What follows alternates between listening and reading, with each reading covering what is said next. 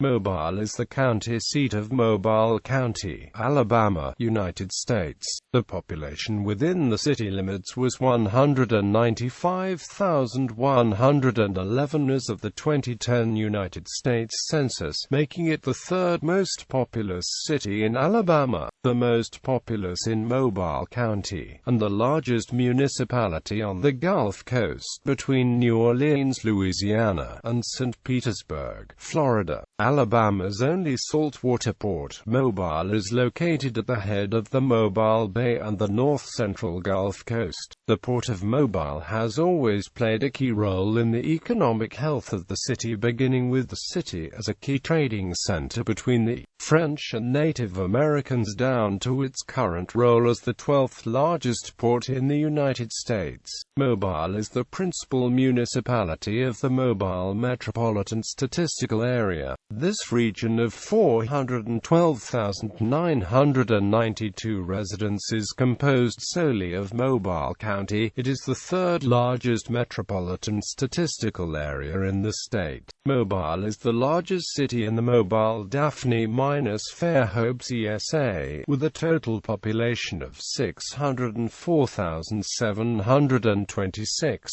the second largest in the state. As of 2011, the population within a 60-mile radius of Mobile is 1,262,907. Mobile began as the first capital of colonial French Louisiana in 1702. During its first 100 years, Mobile was a colony of France, then Britain, and lastly Spain. Mobile first became a part of the United States of America in 1813, with the annexation of West Florida under President James Madison. In 1861, Alabama joined the Confederate States of America, which surrendered in 1865. As one of the Gulf Coast's cultural centers, Mobile has several art museums, a symphony orchestra, a professional opera, a professional ballet company, and a large concentration of historic architecture. Mobile is known for having the oldest organized carnival celebrations in the United States. The festival began to be celebrated in the first decade of the 18th century by its first French Catholic colonial settlers. Mobile was host to the first formally organized carnival Mystic Society, known elsewhere as a crew, to celebrate with a parade in the United States, beginning in 1830.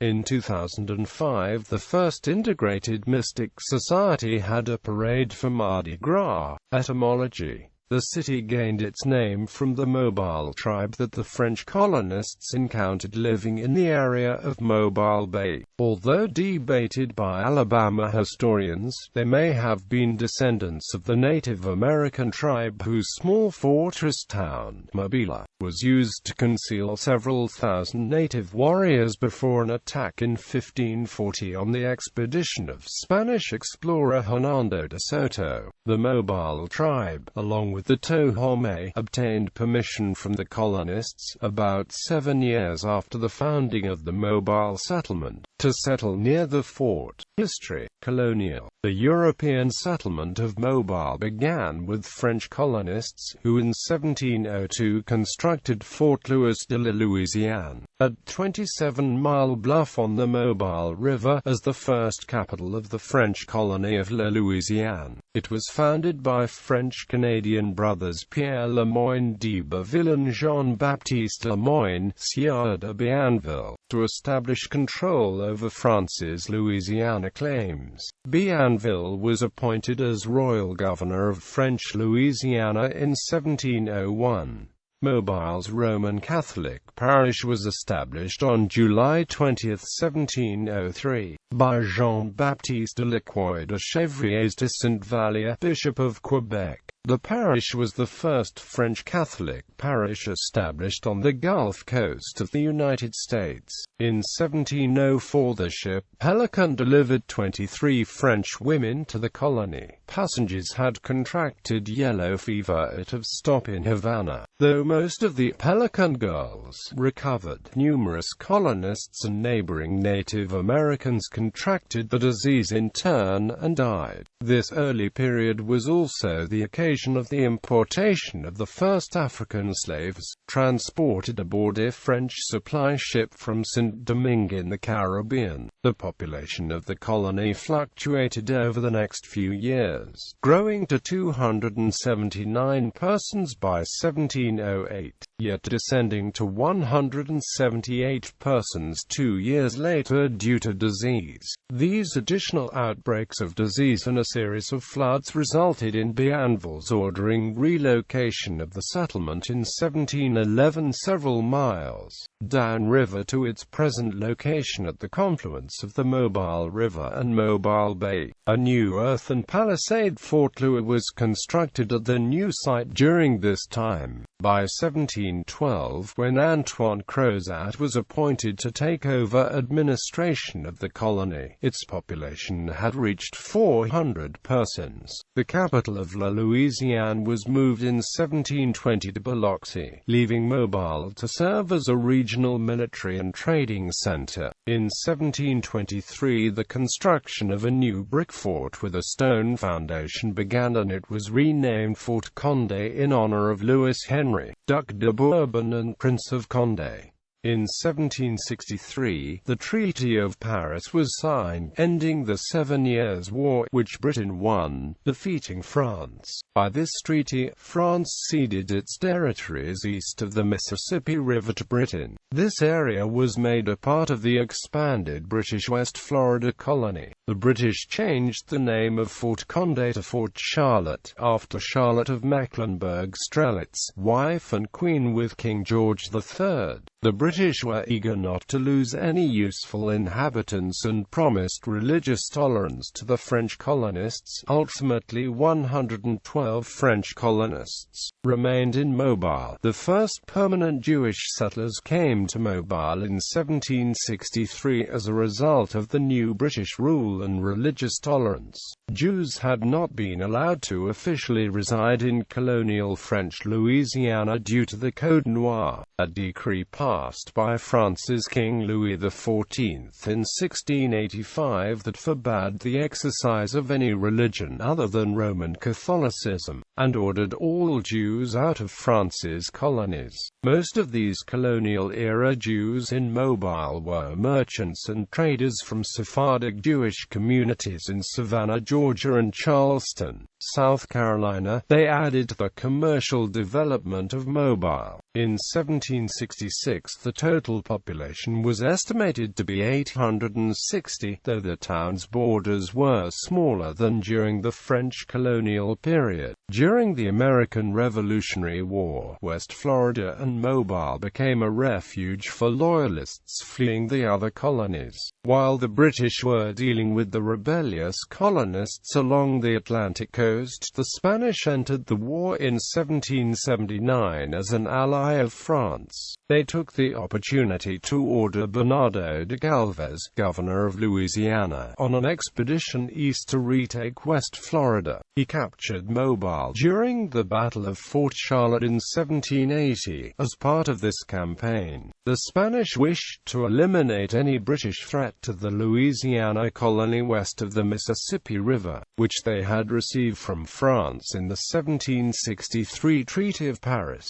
Their actions were condoned by the revolting American colonies, partially evidenced by the presence of Oliver Pollock, representative of the American Continental Congress. Due to strong trade ties, many residents of Mobile and West Florida remained loyal to the British Crown. The Spanish renamed the fort as Fortaleza Carlota, and held Mobile as a part of Spanish West Florida until 1813, when it was seized by United States General James Wilkinson during the War of 1812. 19th century. By the time Mobile was included in the Mississippi Territory in 1813, the population had dwindled to roughly 300 people. The city was included in the Alabama Territory in 1817, after Mississippi gained statehood. Alabama was granted statehood in 1819. Mobile's population had increased to 809 by the time, as the river frontage areas of Alabama and Mississippi were settled by planters who developed the cotton plantation economy with the use of slave labor. Mobile's population exploded. It came to be settled by attorneys,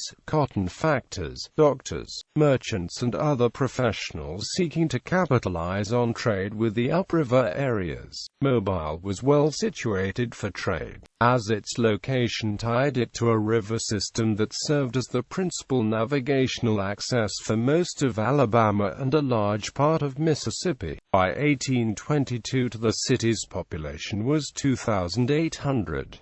For the 1830s onward, Mobile expanded into a city of commerce with a primary focus on the cotton and slave trades. Many slaves were transported by ship in the coastwise slave trade from the Upper South. There were many businesses in the city related to the slave trade, people to make clothes, food, and supplies for the slave traders and the wards. The city's booming businesses attracted merchants from the north.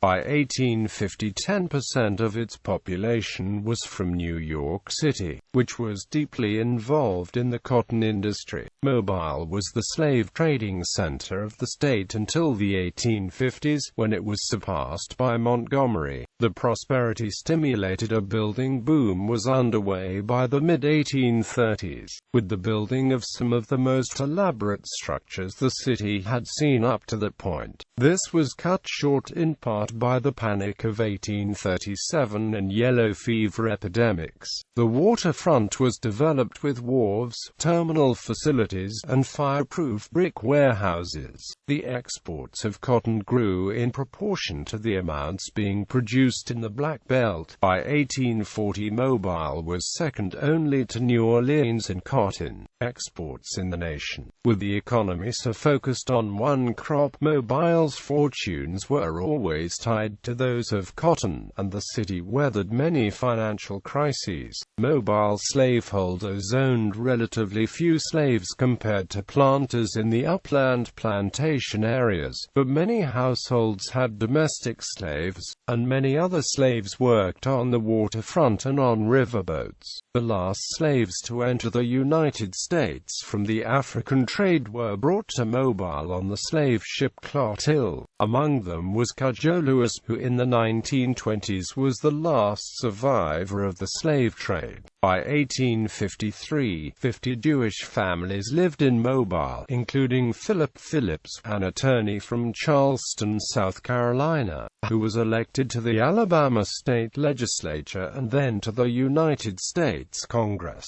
Many early Jewish families were descendants of Sephardic Jews who had been among the earliest colonial settlers in Charleston and Savannah. By 1860, Mobile's population within the city limits had reached 29,258 people. It was the 27th largest city in the United States and fourth largest in what would soon be the Confederate States of America. The free population in the whole of Mobile County, including the city, consisted of 29,754 citizens, of which 1,195 were free people of color. Additionally, 1785 slave owners in the county held 11,376 people in bondage, about 1/4 of the total county population of 41,130 people. During the American Civil War, Mobile was a Confederate city.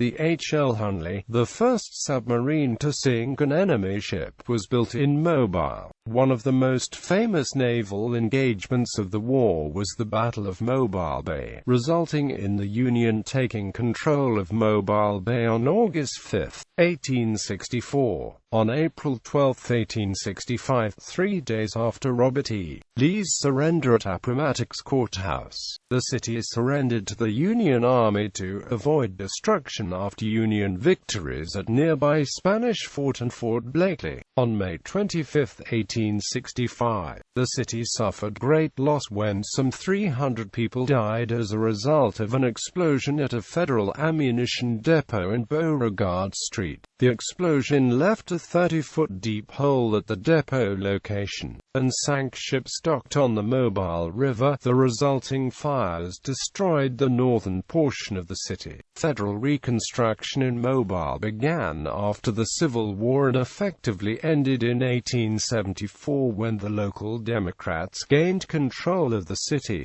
government. The last quarter of the 19th century was a time of economic depression and municipal insolvency for Mobile. One example can be provided by the value of Mobile's exports during this period of depression. The value of exports leaving the city fell from $9 million in 1878 to $3 million in 1882. 20th century. The turn of the 20th century brought the progressive era to Mobile. The economic structure developed with new industries, generating new jobs and attracting a significant increase in population. The population increased from around 40,000 in 1900 to 60,000 by 1920.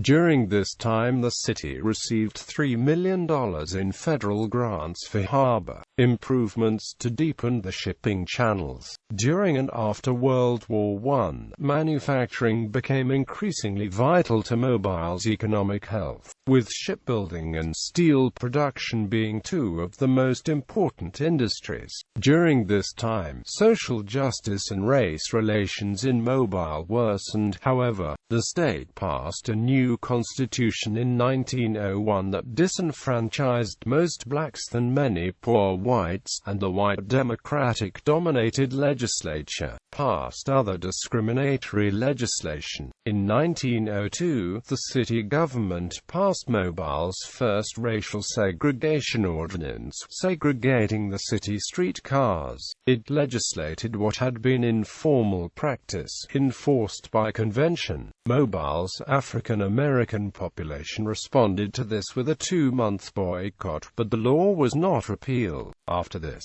Mobile's de facto segregation was increasingly replaced with legislated segregation as whites imposed Jim Crow laws to maintain supremacy. In 1911, the city adopted a commission form of government, which had 3 members elected by at-large voting, considered to be progressive, as it would reduce the power of ward bosses. This change resulted in the elite white majority strengthening its power, as only the majority could gain election of at-large candidates.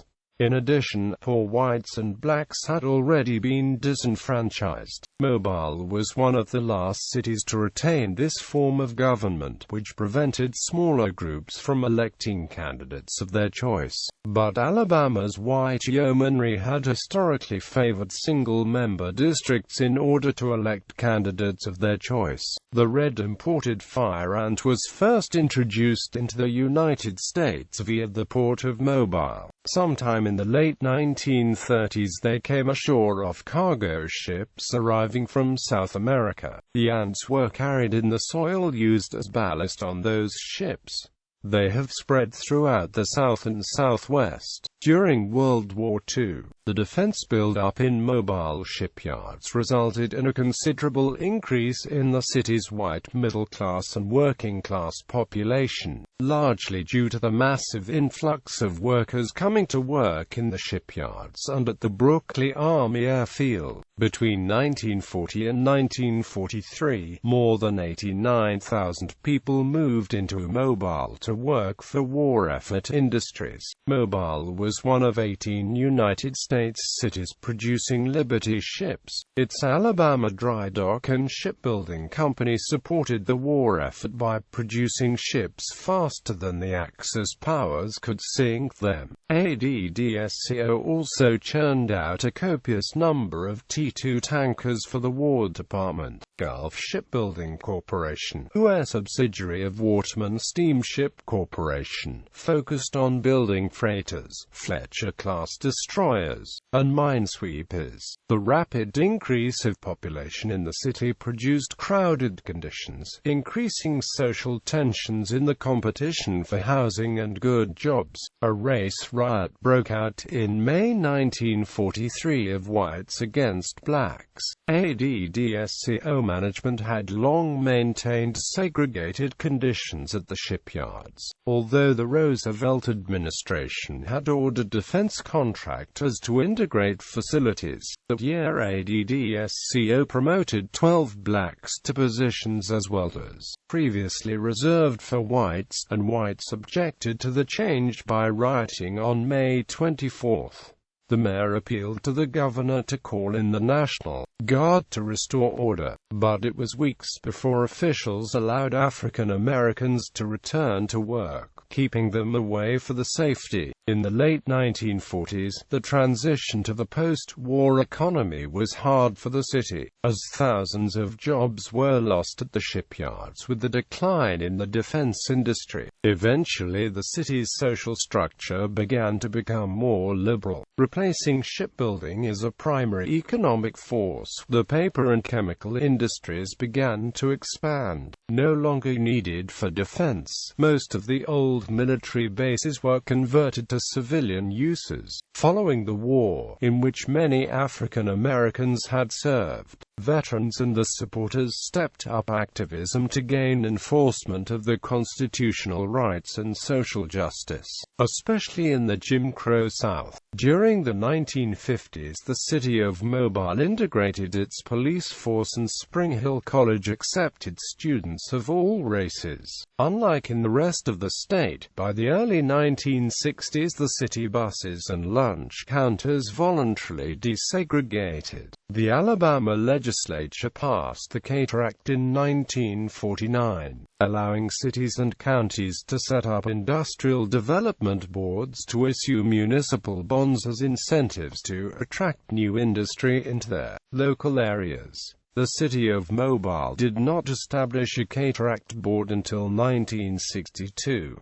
George E. McNally, Mobile's first Republican mayor since Reconstruction, was the driving force behind the founding of the IDB, the Mobile Area Chamber of Commerce, believing its members were better qualified to attract new businesses and industry to the area, considered the new IDB as a serious rival. After several years of political squabbling, the Chamber of Commerce emerged victorious, while McNally's IDB prompted the Chamber of Commerce to become more proactive in attracting new industry. The Chamber effectively shut Mobile's city government out of economic development decisions. In 1963, 3 African American students brought a case against the Mobile County School Board for being denied admission to Murphy High School. This was nearly a decade after the United States Supreme Court had ruled in Brown v. Board of Education that segregation of public schools was unconstitutional. The federal district court ordered that the 3 students be admitted to Murphy for the 1964 school year, leading to the desegregation of Mobile County's school system. The civil rights movement gained congressional passage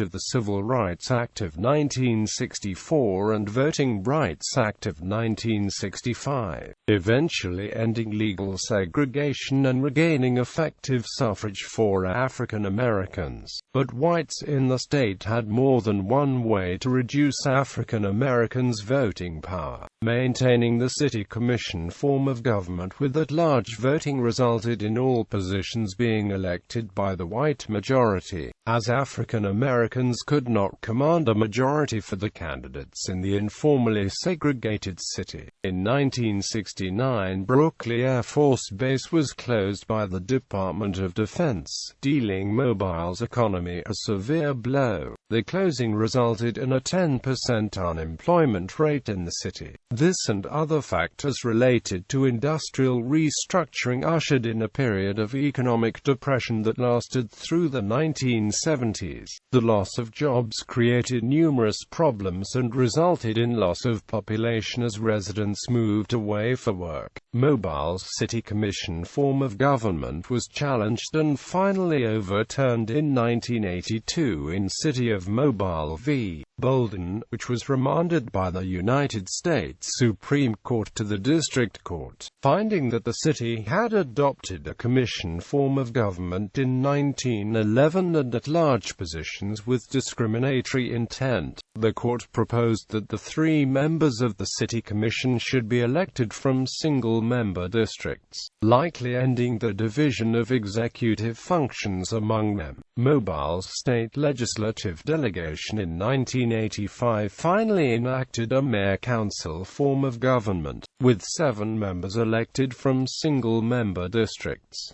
This was approved by voters, as white conservatives increasingly entered the Republican Party in the late 20th century. African American residents of the city have elected members of the Democratic Party as the candidates of choice. Since the change to single-member districts, more women and African Americans were elected to the council than under the at-large system. Beginning in the late 1980s, newly elected Mayor Mike Dow and the City Council began an effort termed the String of Pearls Initiative to make Mobile into a competitive city. The city initiated construction of numerous new facilities and projects, and the restoration of hundreds of historic downtown buildings and homes. City and county leaders also made efforts to attract new business ventures to the area.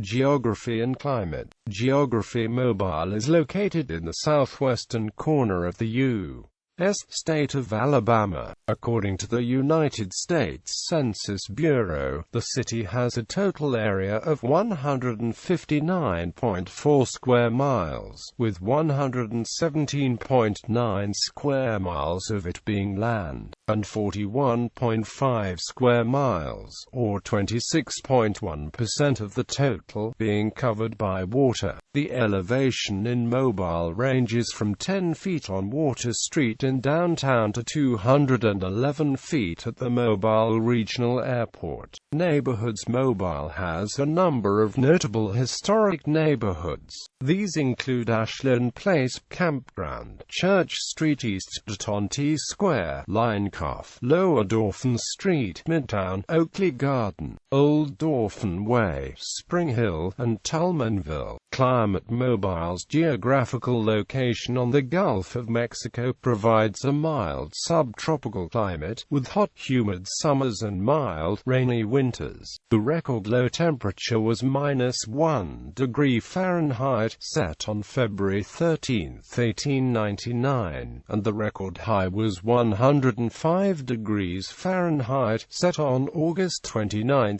2000. A 2007 study by Weatherable Inc. determined that Mobile is the wettest city in the contiguous 48 states, with 66.3 inches of average annual rainfall over a 30-year period. Mobile averages 120 days per year with at least 0.01 inches of rain. Snow is rare in Mobile, with its last snowfall on January 27, 2014. Mobile is occasionally affected by major tropical storms and hurricanes. The city suffered a major natural disaster on the night of September 12, 1979, when Category 3 Hurricane Frederick passed over the heart of the city. The storm caused tremendous damage to Mobile and the surrounding area. Mobile had moderate damage from Hurricane Opal on October 4, 1995, and Hurricane Ivan on September 16,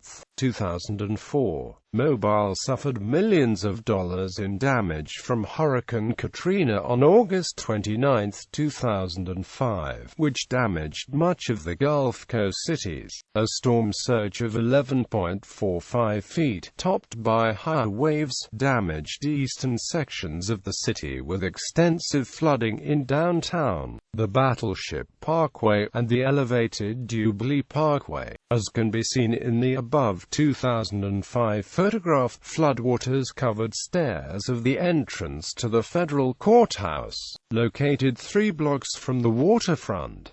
Christmas Day tornado. In late December 2012, the city suffered 2 tornado hits. On December 25, 2012, at 4:54 p.m., a large wedge tornado touched down in the city. The tornado rapidly intensified as it moved north-northeast at speeds of up to 50 miles per hour. The path took the tornado into Midtown, causing damage or destruction to at least 100 structures. The heaviest damage to houses was along Carlin Street, Rickaby Place, Dauphin Street, Old Shell Road, Margaret Street, Silverwood Street, and Spring Hill Avenue. In addition to residential structures, the tornado caused significant damage to the Carmelite Monastery, Little Flower Catholic Church, commercial real estate along Airport Boulevard and Government Street in the Midtown at the Loop neighborhood, Murphy High School, Trinity Episcopal Church, Spring Hill Avenue Temple, and Mobile Infirmary Hospital before moving into the neighboring city of Pritchard. The tornado was classified as an EF2 tornado by the National Weather Service on December 26. The path taken through the city was just a short distance east of the path taken days earlier, on December 20, by an EF1 tornado which had touched down near Davidson High School and taken a path ending in Pritchard. Initial damage estimates for insured and uninsured ranged from $140 to $150 million.